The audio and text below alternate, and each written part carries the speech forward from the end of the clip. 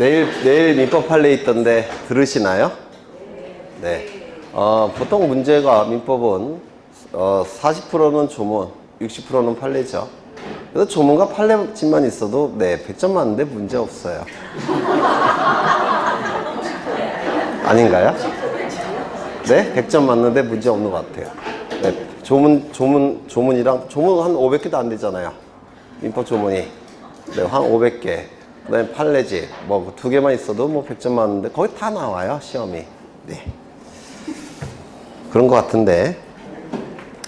그 다음에 156쪽에 중복등기 정리가 나와 있는데요. 이건 그냥 틀리세요. 나올 가능성도 거의 없고, 이 규칙에, 부동산 등기 규칙에 있는 중복등기 정리는요, 일반인들에게 효력이 있는 규정이 아니에요. 등기관에게만 효력이 있는 규정이라서 거의 출제가 안 되는데요. 출제한 적도 있어요, 한 번. 그때는 출제한 놈이 나쁜 놈이에요.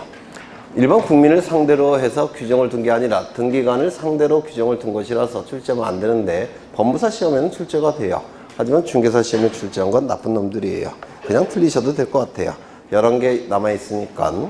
그 다음에 42번 이건 보셔야 돼요. 42번 등기관은 설명으로 틀린 것은 1번 한 필지 토지 전부에 대하여 이미 소멸한, 이것도 나왔네. 이거 뭡니까? 후등기 저질이요. 그렇죠.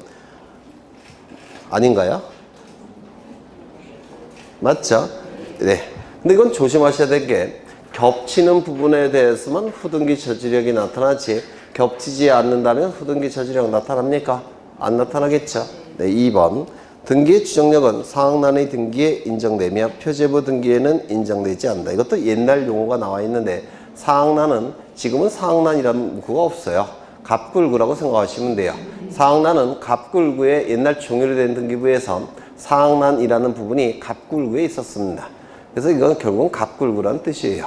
그래서 이 등기의 추정력은 본래 용어가 등기의 권리 추정력이 본래의 용어인데 권리라는 문구를 생략해서 등기의 추정력, 중개의 추정력 이렇게 부르는 겁니다. 따라서 권리에 관한 등기에서만 추정력이 인정되죠. 표제부에서는 추정력이 인정되지 않습니다. 3번 아까 나왔던 거고 4번 동일한 건물에 대하여 동일인 명의의 보존 등기가 중복된 경우 후등기를 기초로 하여 제3자 명의 등기가 격려가 된 때는 후등기는 유효하다. 이거 맞습니까? 틀렸죠? 네. 이 동일한 건물에 대해서 동일인 명의의 보존 등기가 중복된 경우에는 무조건 선 등기 기록 유효, 무조건 후 등기 기록 무효. 맞습니까? 네. 이걸 중복 등기 문제, 이중 등기 문제 또는 이중 보존 등기라고 부르는데 예전에 한번 설명을 드린 것 같은데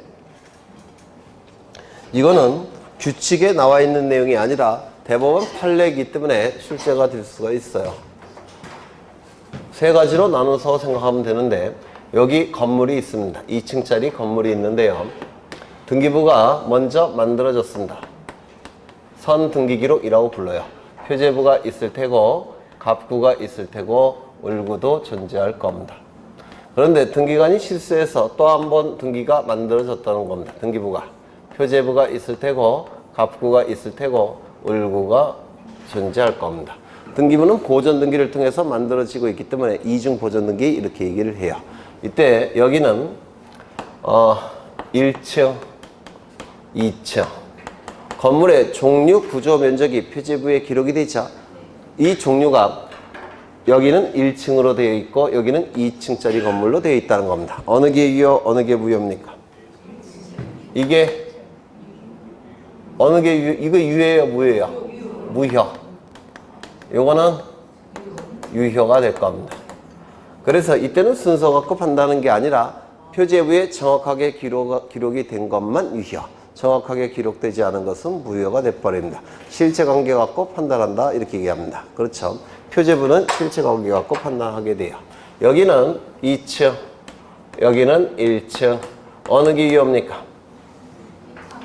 여기는 유효, 여기는 무효가 되는 겁니다. 그래서 이 표제부는 실체 갖고 판단하는 것이 순서 갖고 판단하는 게 아니에요. 그렇죠? 표제부의 이중등기라고 불러요. 두 번째, 여기는 선등기 기록이 있을 겁니다. 표제부, 갑구, 을구. 그 다음에 후등기 기록이 있을 겁니다. 표제부, 갑구, 을구. 여기는 2층으로 되어 있고 여기도 2층으로 되어 있습니다. 똑같이 기록되어 있어요. 표제부는 둘 다 유효하겠죠. 그렇죠. 그런데 여기는 뭐라고 되어 있느냐면 1번 소유권 보존등기 가. 여기도 1번 소유권 보존등기 가. 을구에는 1번 저당권 설정등기 을 이렇게 등기가 되어 있다는 겁니다. 어느 게 유효, 어느 게 무효입니까? 네? 이건 유효, 이거 무효입니다. 선 등기 기록을 무조건 무효해야 해도 상관이 없어요. 왜냐면 지금 같은 사람이죠. 같은 사람이니까 요거 무효화 시킨도 요거를 이쪽으로 옮겨주면 되죠. 갑이 요거를 이쪽으로 옮겨주겠죠. 그래서 이거 무조건 유효, 무조건 무효예요. 그렇죠. 이거는 절차적인 순서에 따라서 유효, 무효를 판단한다고 해서 절차법설 이렇게 얘기를 합니다.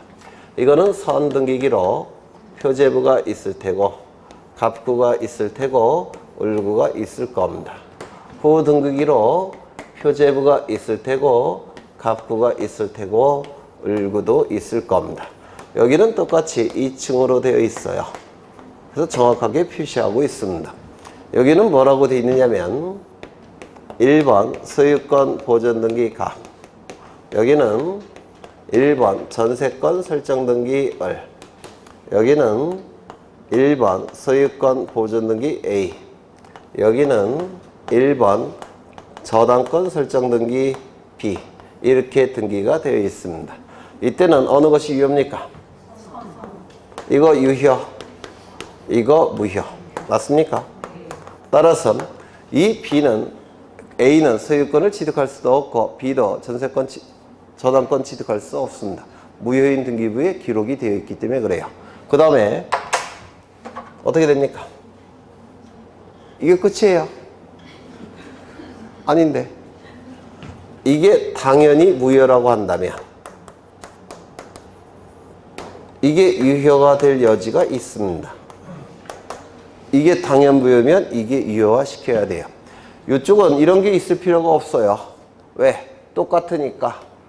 그래서 이걸 무조건 유효시키고 무조건 무효시켜도 을을 이쪽에 옮겨 기록하면 돼요. 등기명인이 똑같으니까.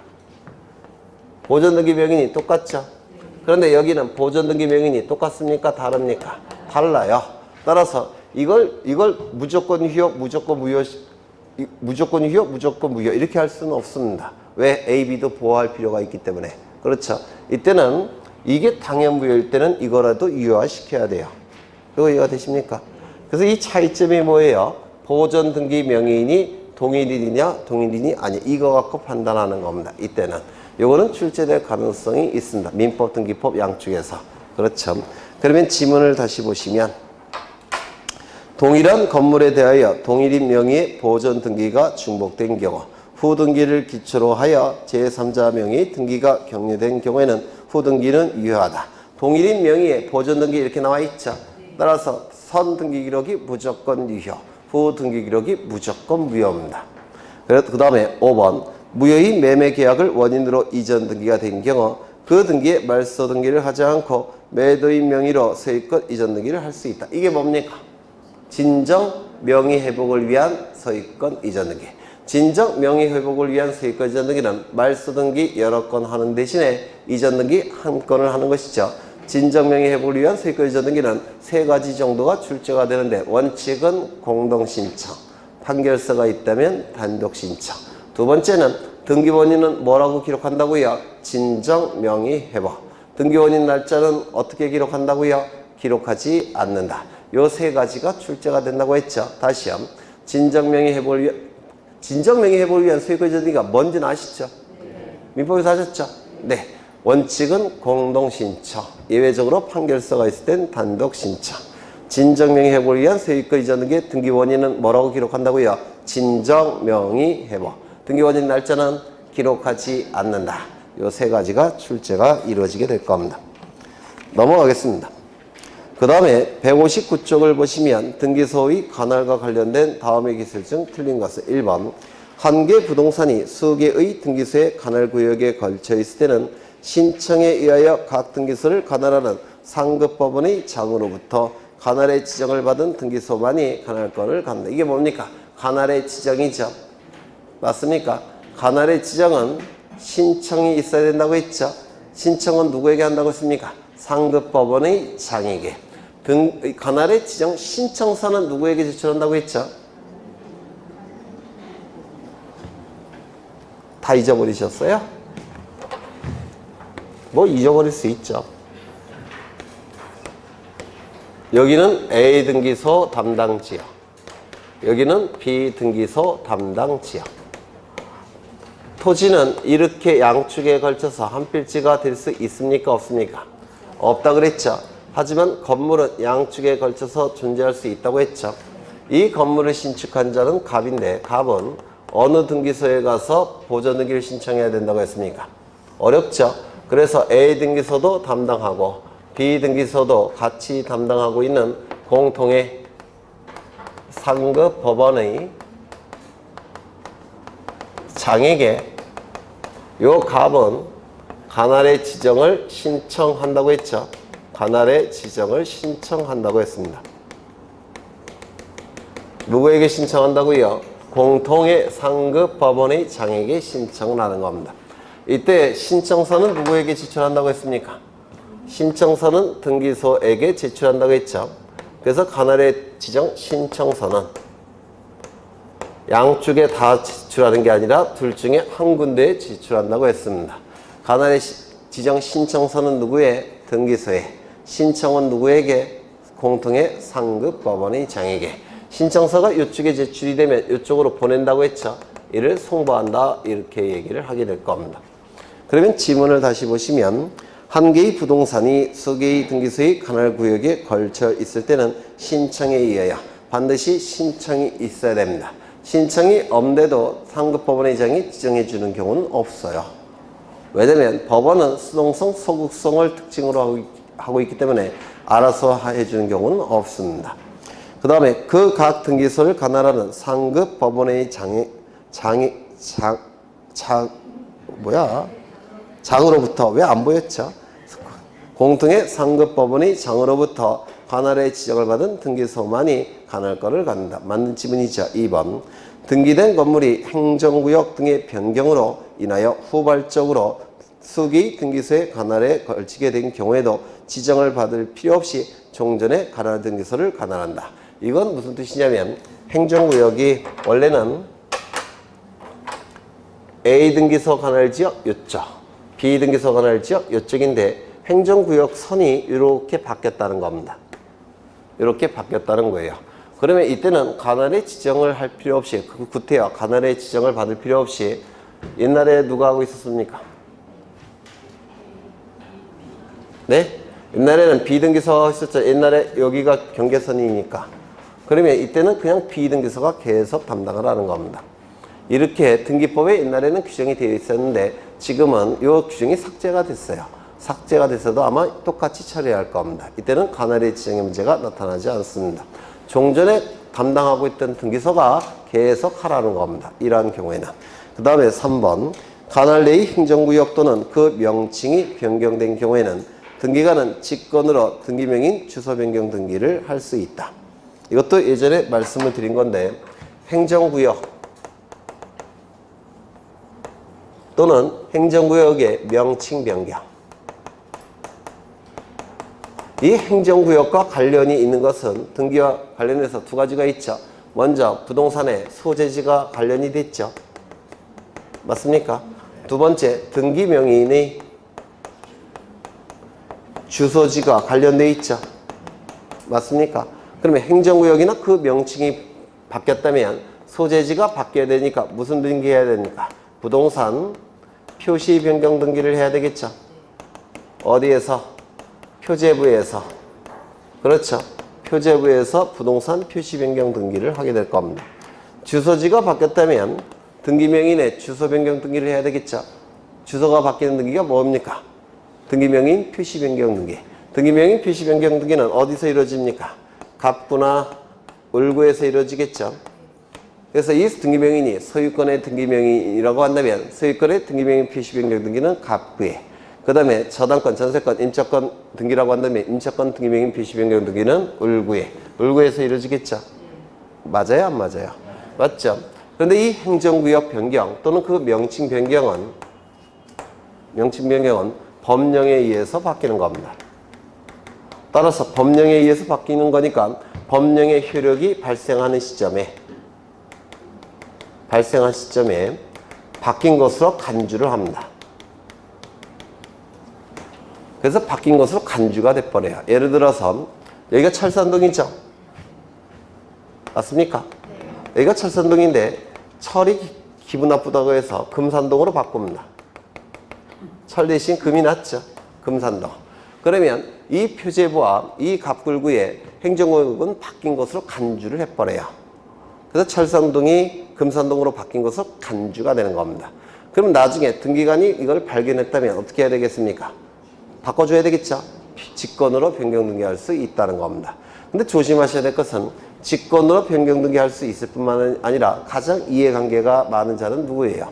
권리자죠. 이거는 소유권자가 되겠죠. 이건 권리자가 되겠죠. 신청도 가능합니다. 그래서 무조건 직권으로 암기하시는 분이 있는데 직권도 가능하다는 겁니다. 원칙은 신청이에요. 이것도 신청, 직권 둘 다 가능합니다. 이거 이해가 되실까요? 네. 그 다음에 어디 있지? 4번 관할 위반의 등기는 부동산 등기법 제29조 제1호의 각하사유이다. 따라서 등기관은 소정의 절차를 거쳐서 직권 말소해야 한다. 29조 제1호 위반 관할 위반, 29조 제2호 위반 등기시정 사건이 등기할 것이 아닌 경우 이때는 당해무효 직권말소 이의신청. 기억나십니까? 그렇죠. 5번 지방법원장은 등기사건을 다른 등기소에 위임할 수 있다. 아니죠. 관할의 위임권자는 누굽니까? 대법원장. 그렇죠. 네, 넘어가겠습니다. 3번을 보시는데 다음 중 갑구을구의 기록사항에 관한 설명이다. 옳지 못한 것은 1번 저당권의 이전을 위한 가등기는 을구에 합니까? 네. 여기 이러한 부동산이 있고 소유자가 갑입니다. 갑이 을에게 소유권 이전에 가등기를 주는 경우가 있어요. 그러면 등기부에는 이렇게 기록이 됩니다. 소유권에 관한 등기죠. 이거는 따라서 1번 소유권 보전 갑에서 2번 소유권 이전 가등기 을 이렇게 등기를 하게 돼요. 그리고 나중에 본등기를 해야 되겠죠. 맞습니까? 본등기는 이렇게 하게 돼요. 여기를 반으로 잘라서 소유권 이전 을. 그래서 이 가등기와 본등기는 순위번호를 공유해요. 그러면 이게 본등기가 갑구라고 한다면 가등기도 갑구가 될 수밖에 없습니다. 본등기가 주등기라고 한다면 가등기도 주등기가 될 수밖에 없습니다. 본등기가 부기등기라고 한다면 가등기도 부기등기가 될 수밖에 없어요. 이거 이해가 되십니까? 이해되죠? 여기에 이러한 부동산이 있고 소유자가 갑입니다. 갑이 을에게 저당권에 가등기를 해줍니다. 그러면 등기부는 갑구겠습니까? 을구겠습니까? 을구겠죠? 그래서 여기 이렇게 될 겁니다. 1번 저당권 설정의 가등기 을 이렇게 등기를 할 겁니다. 나중에 본등기 하겠죠? 저당권 등기를 하게 될 겁니다. 저당권 설정 등기를 하게 될 거예요. 그러면 여기 이렇게 나눠서 저당권 설정을 이렇게 등기를 하게 될 겁니다. 그래서 본등기가 을구면 이건 을구죠. 본등기가 을구면 가등기도 을고 본등기가 주등기면 가등기도 주등기 이렇게 됩니다. 맞습니까? 이런 경우도 있을 거예요. 여기에 이러한 부동산이 있고 소유권자가 갑입니다. 갑이 을에게 저당권 등기를 해줍니다. 그래서 이 을은 10억 원의 피담보 채권이 있고 저당권 등기를 하겠죠. 이 등기는 소유자로부터 첫 번째니까 주등기, 부기등기, 주등기 이렇게 될 겁니다. 그러면 등기부에 이렇게 등기가 될 겁니다. 1번 저당권 설정 을 10억 이렇게 등기가 될 겁니다. 맞습니까? 그렇죠. 이때 을은 요 10억 원의 채권을 병에게 양도합니다. 양도 계약을 체결해요. 양도 계약을 체결하면 병은 저당권 이전 등기 청구권이 발생합니까? 발생하겠죠. 물론 10억 원의 채권은 양도가 됐으니까 요 병은 10억 원의 채권이 발생하고 이전등기 청구권도 발생을 합니다. 이 이전등기 청구권의 순위를 보전하기 위해서 가등기하는 경우가 있어요. 그러면 이렇게 등기가 이루어집니다. 그러면 이 저당권 이전에 가등기는 소유자를 기준으로 몇 번째 도출이 됐을까요? 하나, 둘. 무슨 등기? 부기등기. 그래서 1의 1번 저당권 이전에 가등기 누굽니까? 병. 이렇게 등기가 될 겁니다. 맞습니까? 그리고 나중에 본등기 하겠죠. 저당권 이전 등기 하겠죠. 저당권 이전 등기는 이렇게 나눠서 1번 저당권 이전 병 이렇게 등기를 하게 돼요. 그러면 주등기가 부기등기니까 가등기도 부기등기, 주등기가 을구니까 가등기도 을구 이렇게 되는 겁니다. 어려우세요? 어렵지 않죠? 네. 그러면 지문을 보시면 저당권 이전을 위한 가등기는 을구겠죠. 저당권 이전 등기는 소유자를 기준으로 두 번째죠. 따라서 부기등기. 그러면 저당권 이전의 가등기도 부기등기. 그렇죠. 저당권 이전 등기가 부기등기니까 저당권 이전의 가등기도 부기등기가 될 수밖에 없습니다. 3번 전세권 말소를 위한 예고등기. 이거는 예고등기는 옛날에 말소를 경고하는 등기가 있었는데 이를 예고등기라고 불러요. 예자가 미리 예자고 고는 경고한다 이런 뜻인데요. 이건 지금 삭제가 됐습니다. 없어요. 없어진 지 10년도 넘었어요. 네, 그냥 지워버리면 돼요. 네. 그 다음에 4번 전세권에 대한 가처분 등기. 전세권에 대한 가처분 등기는 갑구에 할까요? 을구에 할까요? 을구겠죠. 전세권에 관한 등기니까 을구겠죠. 네. 소유권에 관한 가처분은 그러면 갑구입니까? 을구입니까? 갑구겠죠. 소유권에 대한 가압류 가처분 등기는 소유권자를 기준으로 첫 번째니까 무슨 등기?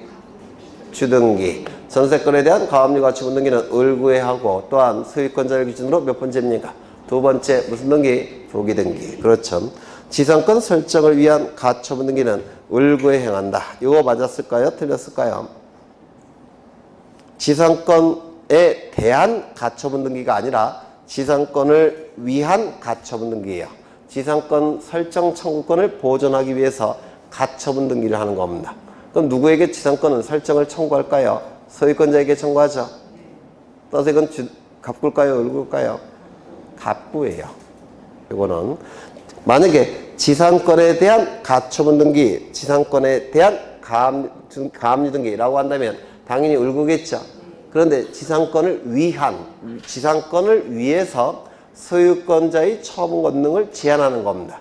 지상권 설정을 위해서 소유권자의 처분 권능을 제한하기 때문에 이때는 갑구겠습니까? 을구겠습니까? 갑구가 되는 겁니다. 좀 어려울까요?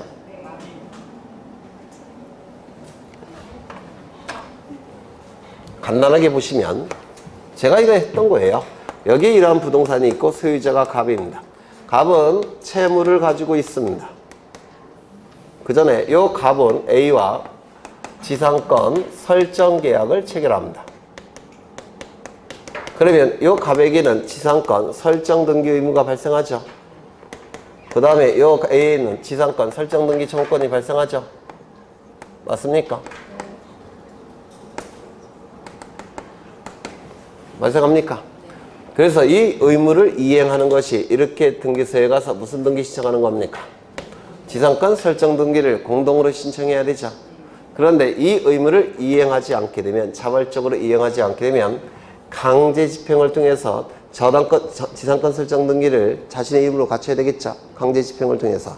그래서 강제 집행을 해서 자신의 채권을 만족받고자 할 겁니다. 강제 집행을 하기 위해서 뭐가 필요하다고 했죠? 강제 집행할 수 있는 권리의 원천, 집행권원이 필요하다고 했죠. 이 집행권원은 뭡니까? 판결서. 판결서를 만들기 위해서 A는 법원에 소송을 제기한다고 했죠. 지상권 설정 등기에 관한 소를 제기할 겁니다. 그런데 소송이 제기된 시점부터 판결이 확정이 되기까지는 긴 시간이 걸린다고 했죠. 이때 중간에 갑이 자신의 소유권을 다른 자에게 처분을 해버리면 이 시점부터 누가 소유자입니까? 을이 소유자가 돼버리죠. 즉 갑이 소유권을 다른 자에게 처분을 하게 되면 요 시점부터 을이 소유자가 되니까 판결이 A가 승소 판결이 나왔고 확정이 됐다고 해서 판결서를 가지고 지상권 설정 등기를 단독으로 신청할 수 있습니까? 없습니까? 없게 됐죠. 그러면 요 갑은 소유권을 다른 자에게 처분을 못하도록 요 A는 보존소송을 같이 청구한다고 했죠. 보존소송은 A가 가진 채권이 금전 이외의 채권이니까 가압류입니까? 가처분입니까? 가처분이겠죠. 가처분을 신청하게 될 겁니다. 그러면 법원에서는 가처분을 결정할 테고 가처분 등기를 등기소에 촉탁하겠죠. 맞습니까? 이 가처분 등기는 이 갑이 소유권을 넘기지 못하도록 하는 가처분 등기니까 뭐에 대한 권리입니까? 소유권에 관한 등기죠. 따라서 소유권에 대한 가처분 등기니까 갑구에 하는 겁니까? 을구에 하는 겁니까? 갑구에. 지상권 설정 등기를 위한 가처분 등기는 소유권을 처분을 못하도록 하는 등기이기 때문에 갑구, 을구, 갑구. 이거 이해가 되십니까? 그래서 이걸 기준으로 하는 게 아니에요. 가처분의 대상이 되는 것을 기준으로 하는 겁니다. 이거 이해가 되셨습니까? 그렇죠. 근데 만약에 여기가 을이 가지고 있는 게 지상권 등기라고 한다면 이건 지상권에 대한 가처분이죠. 소유권에 대한 가처분이 아니라 지상권에 대한 가처분이죠. 그건 갑구입니까? 을구입니까? 을구. 그렇죠. 그래서 가처분의 대상이 뭔지에 따라서 갑구, 을구가 결정이 되는 겁니다. 가처분의 대상이 뭔지. 그래서 거기 보시면 지상권 설정을 위한 가처분 등기는 소유권자가 다른 자에게 소유권을 처분하지 못하도록 하는 가처분 등기니까 당연히 갑구에 하는 겁니다. 맞습니까? 네. 좀 어렵죠? 넘어가겠습니다. 5번을 보겠습니다. 5번. 등기부 또는 5번 맞죠? 네. 5번을 보시면 등기부 또는 등기부에 관한 다음 기술 중 틀린 것은 1번. 표제부에는 접수일자와 접수번호를 기록한다. 이거 맞았을까요? 틀렸을까요? 이거 노트 좀 보겠습니다. 노트 18쪽을 보십니다. 18쪽. 집합건물 등기부. 이거는 한 문제 정도가 거의 매해 출제가 됩니다. 집합건물 등기부. 이건 여러 번 했던 거지만 다시 한번 다 잊어버렸을 테니까 네, 리마인드 시킨다는 의미에서 거기 레미안 아파트 1001동이 나와 있고요. 이 1001동을 뭐라 부릅니까? 집합건물. 그렇죠. 9개의 건물이 1001동에 집합되어 있죠. 집합건물. 1001동은 9개의 구분건물로 나눠져 있죠. 이를 하나를 뭐라 얘기합니까? 구분건물. 그런데 이 집합건물 등기부와 구분건물 등기부는 똑같이 생겼기 때문에 혼용해서 쓴다고 했습니다. 이 집합건물 등기부 오른쪽에 그려놨는데 먼저 1001동 표제부가 존재하죠. 갑굴구는 있습니까? 없다고 했죠. 101호 표제부 갑굴구 있죠. 102호 표제부 갑굴구. 쭉 가서 303호 표제부 갑굴구가 존재합니다. 이때 표제부만큼은 반드시 동시에 작성이 된다고 했습니다. 맞습니까? 표제부는 동시에 작성이 돼야 되고 표제부는 상단부, 하단부로 나눠지고 상단부는 건물에 관한 내용이 기록이 되고 하단부는 토지에 관한 내용이 기록이 된다고 했죠. 맞습니까? 그렇죠. 그러면 1001동 표제부 상단부에는 한동 건물의 표시, 하단부에는 대지권의 목적인 토지의 표시. 그렇죠. 그 다음에 전유 부분들을 보시면 303호 보시면 상단부에는 전유 부분인 건물의 표시, 하단부에는 대지권의 표시. 꼭 외워두시라고 했죠. 그래서 이 상단부에는 건물에 관한 내용이 들어가고 하단부에는 토지에 관한 내용이 들어가는데 하단부에 공통된 단어가 나오겠죠. 뭡니까? 대지권이라는 단어가 공통된 단어라고 했죠. 따라서 이 표제부 하단부에 기록하는 등기를 뭐라고 했습니까? 대지권 등기. 그렇죠. 그래서 표제부 하단부에 기록하는 등기가 대지권 등기라고 했습니다. 그러면 구분건물 소유자가 구분건물을 소유하기 위해서 반드시 갖는 권리가 대지 사용권인데 이 대지 사용권이 여기 구분건물 표제부 하단부에 기록되는 대지권 등기가 실행이 되면 대지 사용권이라는 이름은 버리고 대지권이라는 이름으로 바뀐다고 했는데 기억나십니까? 대지권이라는 이름으로 바뀐다고 했습니다. 그러면 이제 오늘은 그 구분건물 등기부에 기록되는 내용을 확인할 건데요. 먼저 1001동 표제부 상단부에는 한동 건물의 표시, 하단부에는 대지권의 목적인 토지의 표시 반드시 외우셔야 돼요. 이걸 확대해 보면 그 아래쪽에 나와 있죠. 상단부에는 한동 건물의 표시, 하단부에는 대지권의 목적인 토지의 표시. 건물의 표시라고 되어 있으니까 기본적으로 소재, 대지 지번, 종류, 구조, 면적이 기록되겠죠. 소지, 종구면. 이때 종류, 구조, 면적을 건물의 내역이라고 했습니다. 그래서 건물의 내역 칸에는 종류, 구조, 면적이 기록이 될 겁니다. 표제부의 맨 앞에 칸은 뭡니까? 표시번호 칸이죠. 표시번호, 표시한 순서를 기록하는 표시번호. 두 번째, 접수 칸이죠. 접수 칸에는 접수 날짜를 기록하는데 접수 번호는 기록한다, 기록하지 않는다, 기록하지 않는다. 접수 번호는 서로 다른 구에서 권리의 우열이 문제가 될 때 권리의 우열을 판단하는 기준이 있죠. 따라서 권리에 관한 등기에서만 접수 번호가 필요해요. 표제부에는 권리에 관한 내용이 기록되지 않기 때문에 접수 번호를 기록할 이유가 없다고 했죠. 그래서 표제부 접수 칸에는 접수 날짜만 기록하지 접수 번호를 기록하지 않는다고 했습니다. 그 다음에 건물의 표시니까 기본적으로 소재, 대지지번, 종류, 구조, 면적이 나와야 될 텐데 이때 이 구분 건물의 경우에는 명칭이 있죠. 우성아파트, 레미안아파트, 자이아파트, 푸르지아파트 이렇게 명칭이 있기 때문에 명칭을 기록한다고 했습니다. 또한 이 구분 건물의 경우에는 번호도 있죠. 1001동, 203동, 504동 이렇게 번호가 있죠. 그래서 소재 지번 옆에 건물의 명칭과 건물의 번호를 기록하게 될 테고 그 다음에 건물의 내역 뭡니까? 건물의 종류, 구조, 면적을 기록한다고 했죠. 종류는 그거 뭡니까? 3층 아파트. 구조는 철근 콘크리트로 지었겠죠. 철근 콘크리트죠. 면적은 전체 면적을 기록하겠죠. 한 동 건물의 전체 면적 뭐가 있습니까? 전유 부분 면적을 합산한 것과 공용 부분 면적 합산한 게 기록되겠죠. 그리고 마지막 칸은 기타가 나올 겁니다. 하단부에는 한 동 건물과 대구를 이루는 부분은 대지권의 목적이 되는 토지들이죠. 토지의 표시. 토지의 표시는 맨 앞에는 표시한 순서인 표시번호가 나올 테고 그리고 접수칸은 나오지 않습니다. 위쪽에 있기 때문에 아래쪽은 접수칸이 생략되어 있고요. 토지의 표시라고 되어 있으니까 기본적으로 소재, 지번, 지목, 면적이 기록되겠죠. 마지막은 기타 칸이 될 겁니다. 303호 표제부를 보시면 상단부에는 전유 부분의 건물의 표시, 하단부에는 대지권의 표시.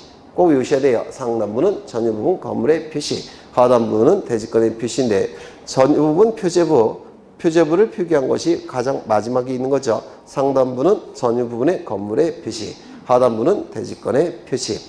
상단부는 건물의 표시라는 문구가 있으니까 기본적으로 소재, 대지, 지번, 종류, 구조, 면적이 나와야 되겠죠.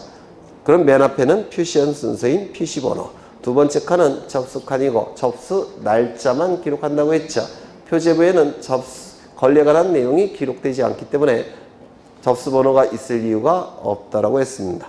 그 다음에 거기 옆에 건물 번호가 나와 있는데 제가 거기다가 이러한 내용을 그려 넣으라고 한 적이 있어요. 여기 건물 번호가 있고요. 그 위에 소재 지번을 그려 넣으라고 했죠. 그리고 밑에 건물의 명칭을 그려 넣으라고 했고 그 다음에 그려 넣었으면 지우라고 했죠. 이렇게 1001동의 소재 지번과 303호의 소재 지번은 같습니다. 맞습니까? 1001동의 소재 지번과 한동 건물의 소재 지번과 전유 부분의 소재 지번은 똑같기 때문에 1001동 표제부에 기록이 됐으니까 전유 부분에는 생략한다고 했죠. 이거 시험에 대단히 잘 나온다고 했습니다. 1001동의 건물의 명칭은 레미안 아파트, 303호의 건물의 명칭도 레미안 아파트 똑같죠.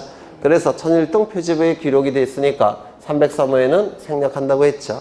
그 다음에 건물의 번호는 1001동의 건물의 번호는 얼마입니까? 1001. 303호의 건물의 번호는 얼마예요? 304. 같습니까? 다릅니까? 다르죠. 다른 거는 기록을 해야 된다고 했습니다. 그렇죠.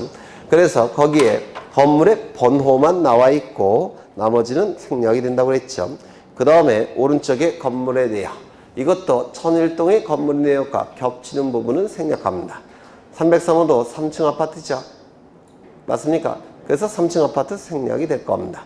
303호도 철근 콘크리트로 지었겠죠. 그래서 철근 콘크리트도 생략이 될 겁니다. 그 다음에 면적은 같을까요? 다를까요? 천일동 면적과 303호 면적은 다르겠죠. 303호 전유 부분의 면적만 보통은 기록합니다. 그리고 기타가 나올 겁니다. 하단부는 대지권의 표시. 이게 시험에 제일 잘 나오죠. 대지권의 표시. 맨 앞에는 표시한 순서인 표시번호.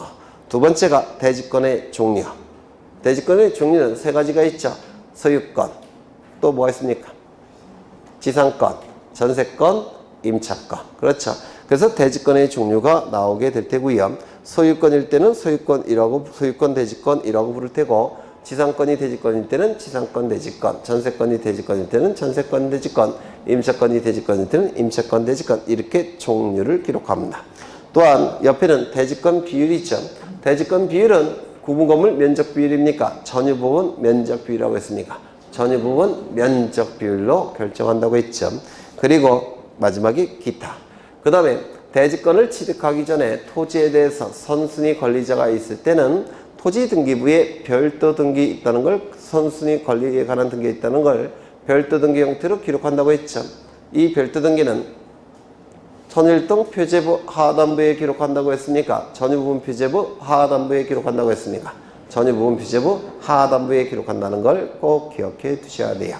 이렇게 표제부 하단부에 기록하는 등기가, 즉 토지에 관한 내용을 기록하는 등기가 대지권 등기라고 얘기했죠.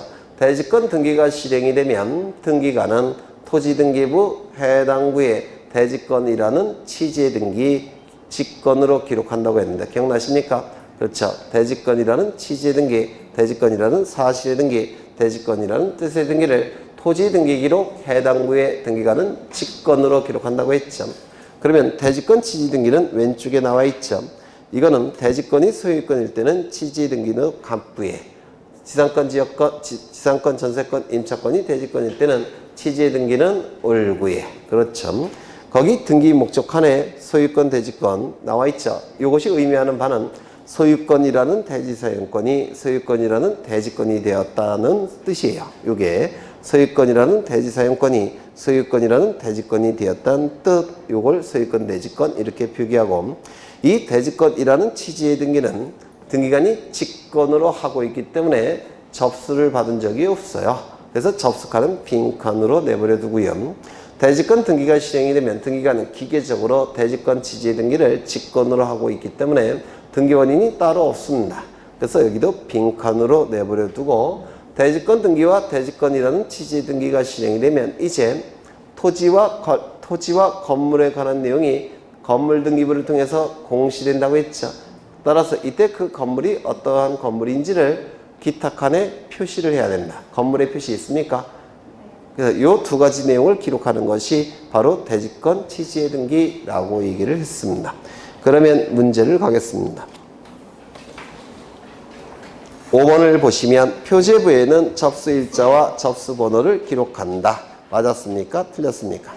틀렸죠. 접수번호는 갑굴구에만 기록한다고 했죠. 2번 한 필지 또는 수필지상에 수동의 건물이 있는 경우 건물 소유권 보존 등기를 신청할 때는 도면을 첨부한다. 이거 맞는 지문인데요. 이걸 이해하시면 될 거예요. 어려운 건 아니고, 여기가 한 필지 토지가 이렇게 있습니다. 한 필지 토지를 위에서 본 건데요.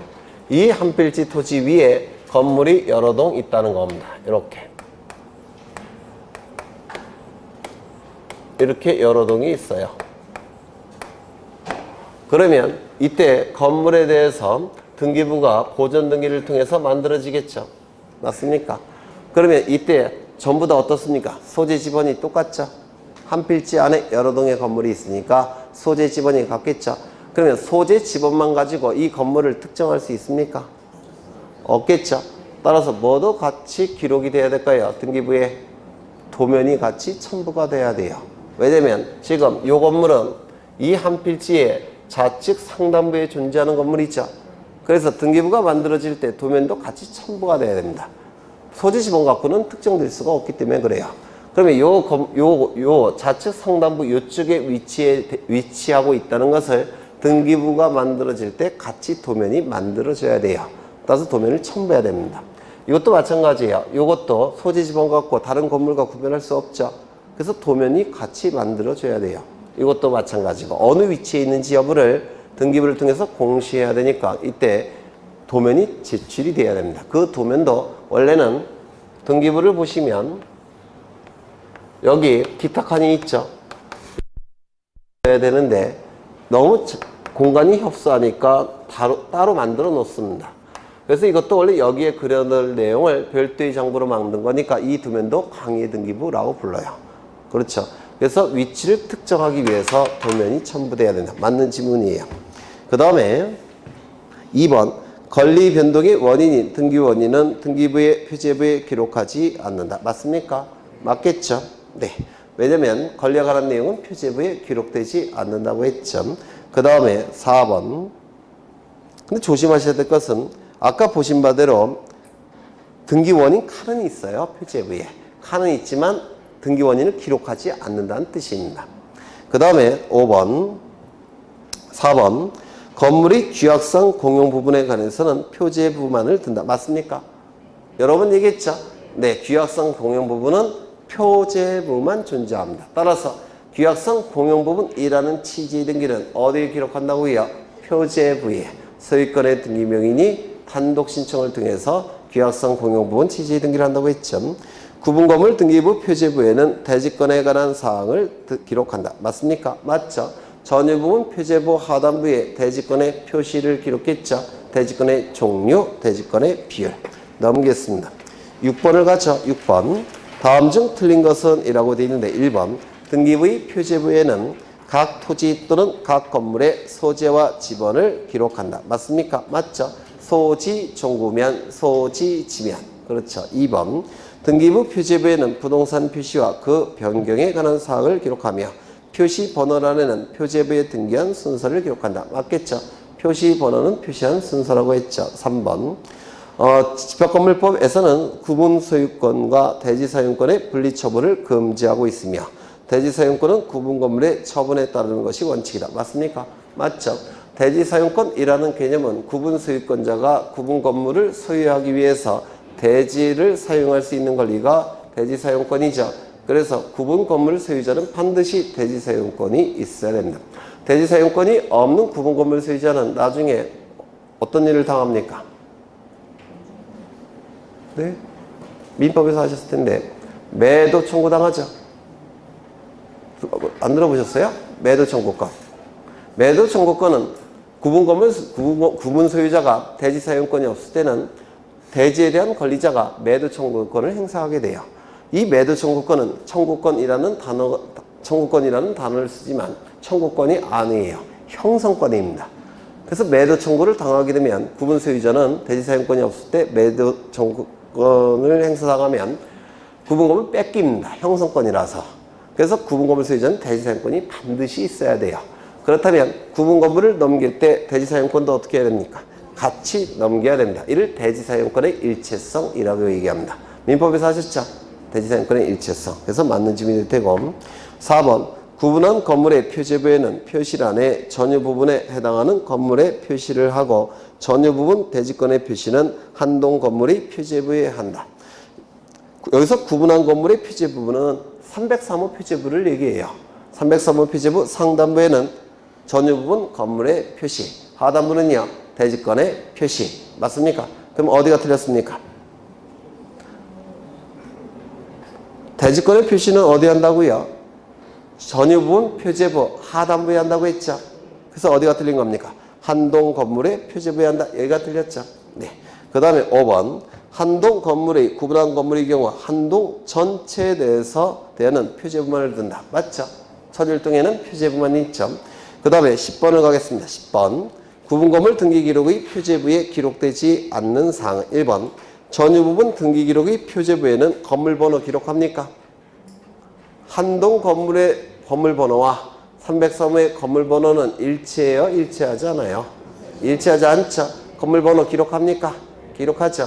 그러면 소재, 지번, 건물의 명칭 기록합니까? 기록하지 않는다고 했죠? 시험에 대단히 잘 나옵니다. 요거는 꼭 기억하셔야 돼요. 그 다음에 2번. 대지권이 있는 경우 전유 부분 등기 기록의 표제부에 대지권의 표시에 관한 사항 기록합니까? 전유 부분 표제부 상단부에는 건물의 표시, 하단부에는 대지권의 표시. 대지권의 표시에서 제일 중요한 건 대지권의 종류, 대지권의 비율. 그렇죠. 그 다음에 3번. 한동 건물의 등기기록 표제부에 소재지번 기록합니까? 기록하죠. 전유부분 표제부에는 소재지번 기록합니까? 안 합니까? 안 하죠. 똑같은 거 자꾸 물어보고 있는 거예요. 외우시라고. 4번. 대지권이 있는 경우 한동 건물의 등기기록 표제부에 대지권의 목적인 토지의 표시에 관한 사항 기록합니까? 맞죠? 한동 건물 표제부 상단부에는 한동 건물의 표시, 하단부에는 대지권의 목적인 토지의 표시. 5번. 대지권 등기를 하였을 경우 한동 건물의 등기기록 표제부에 소유권이 대지권이라는 뜻. 소유권이 대지권이라는 뜻 뭡니까? 대지권이라는 뜻의 등기죠. 대지권이라는 뜻의 등기는 어디에 합니까? 네? 대지권이라는 뜻의 등기, 대지권이라는 취지의 등기, 대지권이라는 사실의 등기 어디 합니까? 토지 등기기록 해당 구에 한다고 했죠. 대지권이 소유권일 때는 갑구에, 대지권이 소유권 이에 걸릴 때는 을구에 등기관이 직권으로 한다고 했습니다. 표제부가 틀렸겠죠. 한동 건물의 등기기록 표제부가 틀렸습니다. 13번 가겠습니다. 13번. 다음은 규약상 공용 부분에 관한 설명이다. 옳지 못한 것은 1번. 규약상 공용 부분은 표제부만 두고 갑구을구는 두지 않는다. 맞습니까? 맞점. 규약 공용 부분이라는 뜻을 정한 규약이나 공정증서를 첨부해야 된다. 맞죠? 3번. 공용인 규약을 폐지한 경우 새로운 권리자는 단독으로 소유권 이전 등기를 한다. 맞습니까? 그렇죠. 이거 정말 여러 번 한 거 아닙니까? 소유권 보존 등기 한다고 했죠. 단독 신청이라고 했죠. 네, 틀렸습니다. 공용 부분은 전유 부분 처분에 수반되며 별도의 등기를 요하지 아니한다. 맞겠죠? 4번, 5번. 공용이라는 뜻의 등기를 하는 경우 이해관계인이 있을 때는 그의 승낙서를 첨부해야 된다. 맞습니까? 맞지 않을까요? 맞죠? 전유 부분으로 만들어졌는데 규약을 통해서 공용 부분으로 전환시킨 게 규약상 공용 부분이라고 했죠. 그런데 그 전유 부분에 대한 권리자가 있다면 그자의 승낙을 받아야 되겠죠. 그래서 맞습니다. 정답은 3번. 하나만 더 보고 오늘 끝낼게요. 그 14번을 보겠습니다. 등기부 등에 관한 설명으로 틀린 것은 이라고 되어 있는데요. 이거 좀 확인하겠습니다.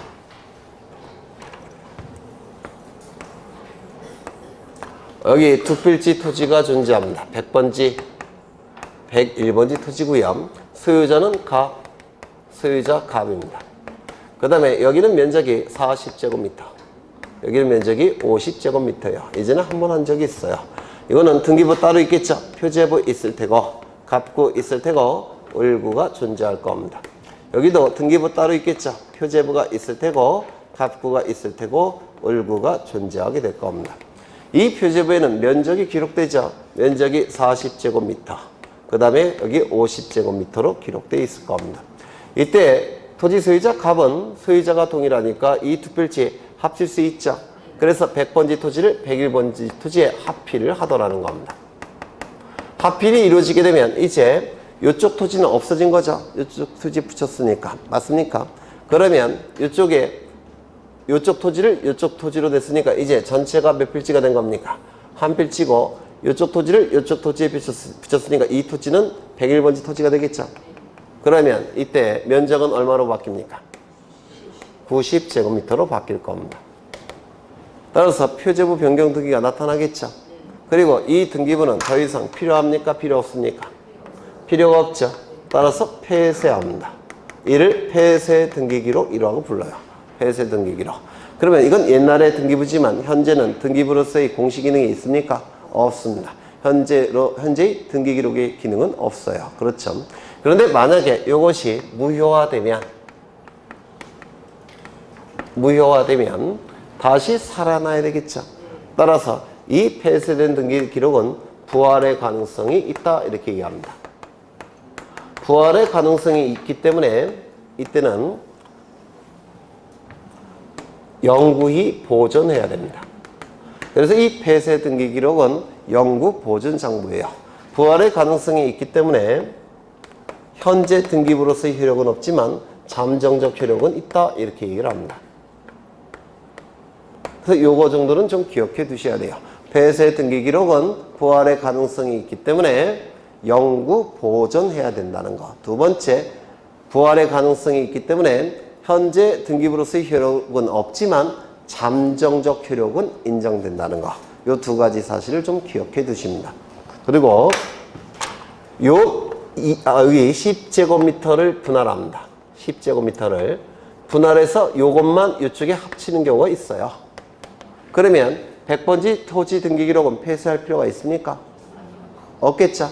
일부 분할해서 이쪽에 합치는 경우가 있는데 이를 분합필이라고 부릅니다. 분할과 합필이 같이 이루어진다는 겁니다. 분필과 합필이. 그러면 이때는 요거 폐쇄할 필요가 있습니까? 없죠.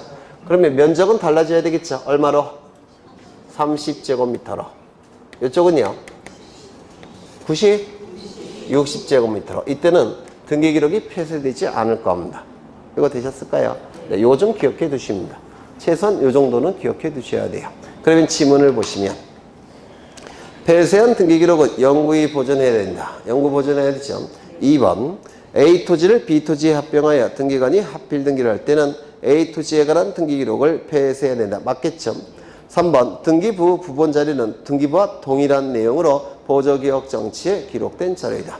등기부는 전산 등기부인데요. 컴퓨터 파일 형태니까 복제하기가 대단히 쉽습니다.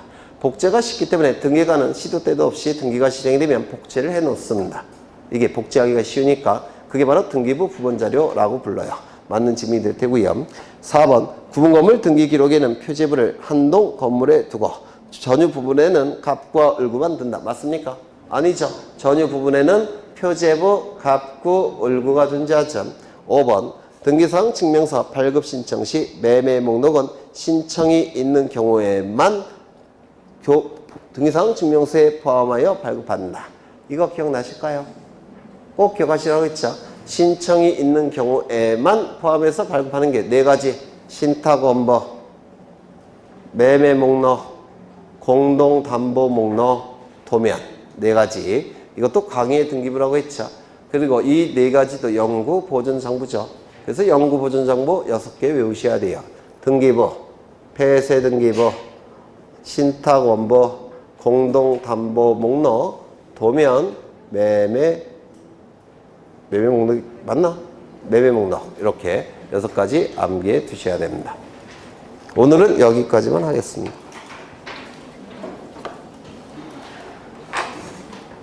문제가 좀 쉽죠? 네. 안 쉬워요? 지나치게? 제가 내년에 100점 맞는지 꼭 확인할 겁니다. 고생하셨고 다음 주에 뵙겠습니다. 수고하셨습니다.